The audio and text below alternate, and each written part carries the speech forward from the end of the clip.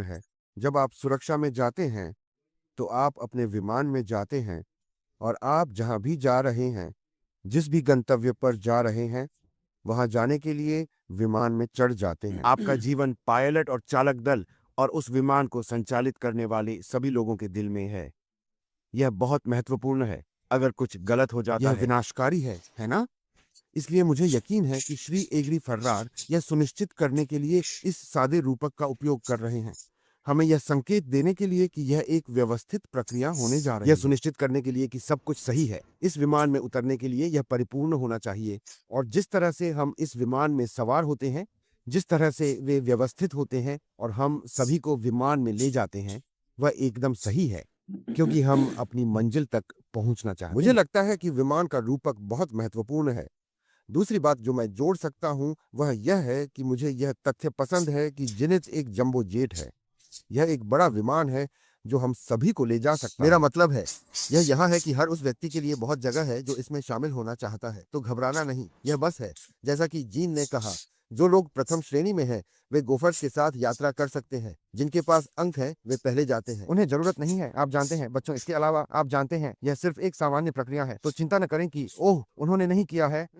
आपको अभी तक आपकी स्वीकृति नहीं मिली है। नहीं, तुम अंदर आने वाले हो, वे आपका फोन करने जा रहे हैं। जोन ए, बी, सी, या आप जानते हैं सेक्टर 1, तो हर किसी की चेन आने वाली है, इसलिए हमें चिंता नहीं करनी चाहिए। हर किसी के लिए बहुत जगह है, सभी का स्वागत है। केवल लोग, वे एक वयस्क के रूप में नहीं आने वाले हैं जिसने हमें परेशानी में डाल दिया, जिसने कंपनी का सिरदर्द पकड़ा, जिसने उसे सिरदर्द पकड़ा। दुर्भाग्य से वह हमें बता रहा है कि उनमें से अधिकांश लोग वे खुद को जानते हैं और उनमें से अधिकांश ने आवेदन भी नहीं किया, इसलिए वे पहले ही खुद को बाहर निकाल चुके हैं। तो लेकिन हर कोई, आप जानते हैं, हमारे पिता के उड़ान भरने की कोशिश करने के बाद इस अगले उपचार में शामिल होने के लिए हर किसी का स्वागत है। प्राथमिकता प्लेसमेंट शुरू हो गया है और वह कह रहे हैं कि यह अभी खत्म नहीं हुआ है, यह सिर्फ शुरुआत है। इसलिए किसी को भी उत्साहित नहीं होना चाहिए। प्रक्रिया अभी शुरू हो रही है। बस मैं क्या कहूंगा, इससे कोई फर्क नहीं पड़ता कि किसने पहले खरीदा या आखिरी में किसने खरीदा। मंजिल एक है, हम उसी मंजिल पर जा रहे हैं। विमान तभी उड़ान भरेगा जब हर कोई कमरा भर जाएगा। आप जानते हैं, ऐसा ही है, यही सच है, कोई फर्क नहीं पड़ता। लेकिन हमारे पास सिर्फ एक ही मंजिल है। और मैंने कुछ कहा जो मैंने ONU 17 से पढ़ा था। इसमें नई प्रणाली कही गई, इसे जानबूझकर उन सभी के लिए स्थान और अवसर के साथ डिजाइन किया गया है जो आशावाद, सहयोग और अच्छे इरादे के साथ जुड़ना चाहते हैं। इसलिए यदि आपका इरादा अच्छा है तो आपके लिए जगह है। यदि आपका इरादा अच्छा नहीं है तो क्षमा करें, आप इसे नहीं बना सकते। लेकिन कम से कम समान अवसर तो है। केवल एक चीज यह है कि क्या हम उस विमान में सवार होने के लिए तैयार हैं। तुम्हें पता है, बस इतना ऐश ही। वास्तव में हमसे क्या चाहती है? क्या आप उस विमान में सवार होने के लिए तैयार हैं? क्या आप उठने के लिए तैयार हैं? उठें, रीसेट करें और फिर से ध्यान केंद्रित करें। मेरे भाई बॉब ने हमेशा कहा कि रिफोकस करें, क्योंकि अधिकारों का मतलब है, जैसे आज मैं शांता शो में एक इंजीनियर था और मैंने वास्तव में अधिकारों के बारे में बात और की थी। अधिकारों का मतलब है कि यह आपके बारे में है, जो ठोस निर्णय लेने के बारे में है। आप जानते हैं, अपने कंफर्ट जोन से दूर चले जाएं, कुछ अलग करने की कोशिश करें, कुछ ऐसा जो आपने अपने जीवन में कभी नहीं आजमाया है। कभी कभी हम आशा के बजाय डर को चुनते हैं। आप जानते हैं, हम कभी-कभी डर चुनते हैं। लोग अपने आराम क्षेत्र में पीड़ित होंगे, क्योंकि वे कहते हैं कि वे बदलना नहीं चाहते हैं। वे कभी भी बदलाव को स्वीकार नहीं करेंगे। और जब आप अपने कंफर्ट ज़ोन में रहेंगे, तो आप असफल हो जाएंगे। मुझे कंफर्ट ज़ोन के बारे में बात करनी चाहिए। हमें आराम की उस प्रकृति से ऊपर उठने और कुछ अलग करने की कोशिश करने की ज़रूरत है।